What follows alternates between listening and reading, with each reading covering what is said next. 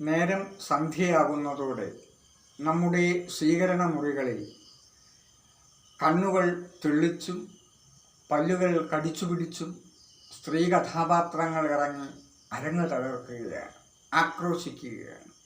അശാന്തിയുടെ നിലങ്ങളായി നമ്മുടെ സ്വീകരണ മുറികളെ മാറ്റുകയാണ്.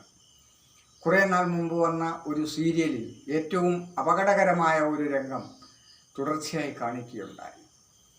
ഒരു വനിതാ ഡോക്ടർ തനിക്ക് ശത്രുതയുള്ള മറ്റൊരു സ്ത്രീയോ അവർ പരിശോധനയ്ക്കെത്തിയപ്പോൾ അവർക്ക് ശരീരം തളർന്നു പോകുന്ന മരുന്ന് കുത്തിവെച്ച് അവരുടെ ശരീരത്തെ തളർത്തിക്കളയുന്നു.